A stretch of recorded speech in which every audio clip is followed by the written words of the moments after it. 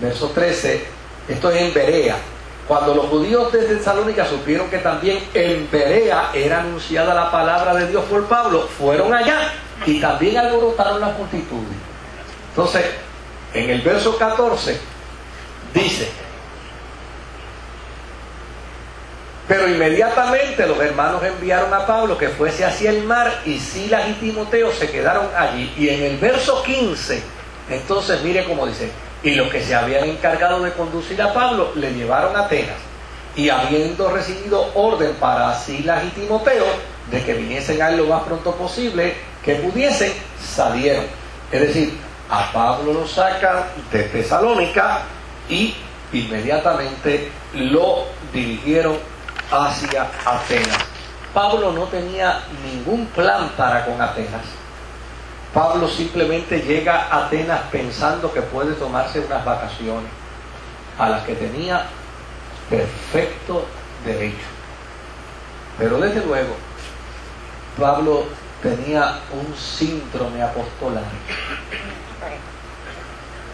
que le exacerbaba y le indignaba la ignorancia de los pueblos. Y cuando Pablo llega a Atenas, descubre que Atenas, llamada la ciudad de las luces, la ciudad de la filosofía, la ciudad del entendimiento, la ciudad de los doctos, cuando Pablo llega allí, descubre que allí hay más ignorantes que en ningún lugar. Había más superstición que en ningún lugar. Había más idolatría que en ningún lugar. Había más inmoralidad que en ningún lugar. Porque a veces la gente piensa que por ser más supersticioso y por ser más inmoral y más perverso, pues son más inteligentes. Y desde luego la indignación de Pablo, no por la gente, sino la indignación de Pablo por la ignorancia que había allí, lo obligó a decir: no, aquí me quedo predicando. Pero realmente Pablo no llegó allí con un plan de predicación. Pablo llegó allí porque lo montaron en el primer barco que encontraron. Vamos a sacarte de aquí, mijo, porque si no te van a liquidar. Y desde luego, cuando está en Atenas, él se siente frustrado, se siente dolido. Capítulo 2, versículo 18. Porque él quiere regresar a ver a los hermanos de Tesalónica.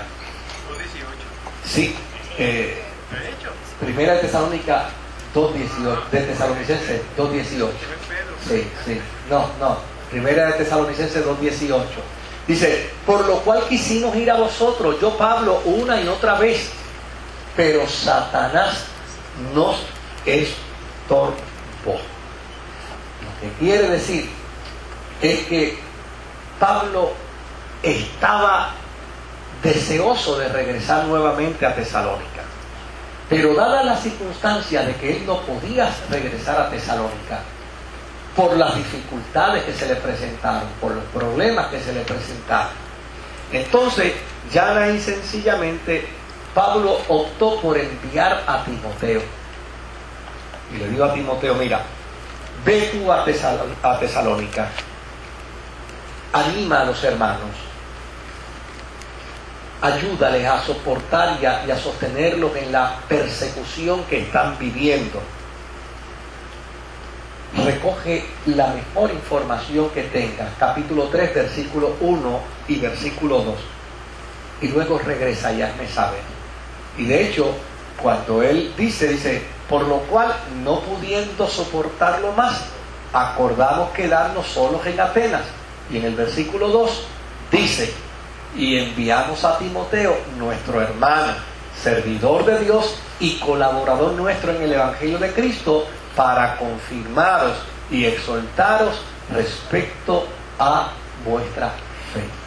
O sea, Pablo envía entonces a Timoteo, y allí Timoteo finalmente regresa del viaje con noticias para Pablo. Pero Pablo ya no está en Atenas. Pablo está en Corinto.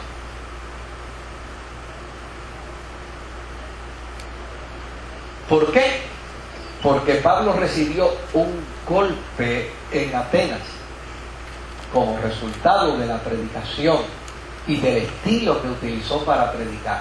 No es que no le fue bien, pero ya y sencillamente no fue atendido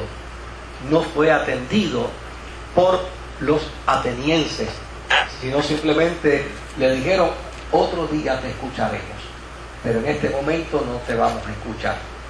Y Pablo entonces decide moverse de Atenas hacia Corinto.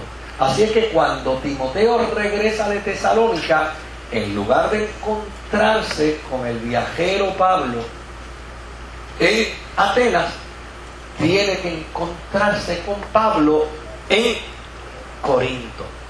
Desde luego, allí se sienta Timoteo, le explica a Pablo lo que fue su experiencia en Tesalónica, le plantea las preguntas, las interrogantes, las preocupaciones que los hermanos de Tesalónica tienen. Entonces el apóstol San Pablo le envía la primera carta a los hermanos de Tesalónica para responder a las inquietudes que estos tienen con respecto a las preguntas que le hicieron a Timoteo. Ese es el cuadro general de el por qué existe la carta a los tesalonicenses. Claro, puesto que la estancia de Pablo en Corinto se puede datar de forma muy precisa gracias a una referencia que tiene Lucas en Hechos 18 y versículo 12, donde menciona al procónsul Galión.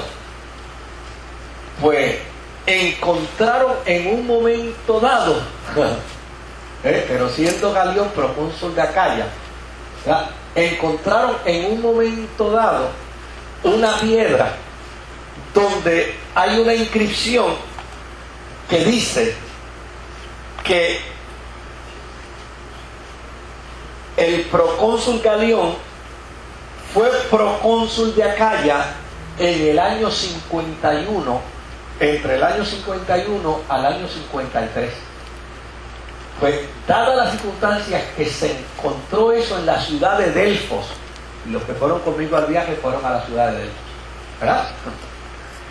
Dada que se encontró esa información, pues entonces a la cristiandad se le ha hecho muy fácil precisar cuánto fue que Pablo escribió desde Corinto la carta a los tesalonicenses. Y esta carta se ubica y se entiende que fue escrita en el año 50 después de Cristo. Unos meses después que Pablo fue sacado de la ciudad de Tesalónica.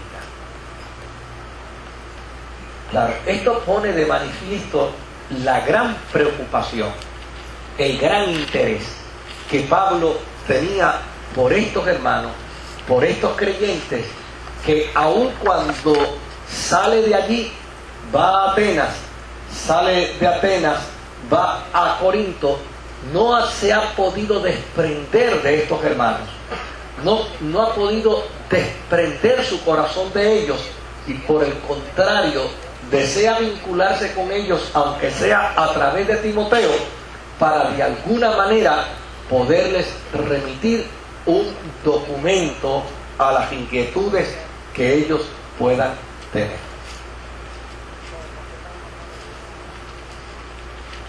Estamos frente a una carta, y las cartas son cartas. A veces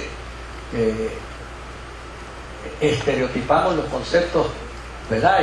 Y al estereotiparlos los perdemos de perspectiva. A veces yo me topo con gente que le digo: oye, cuando tú dices la carta del apóstol San Pablo a quien sea, ¿qué tú estás imaginando? Por lo general pensamos en que es un documento sagrado, y sí lo es, pero realmente no se escribió pensando en convertirlo en un documento sagrado. Se escribió pensando en qué, en responder a unas inquietudes,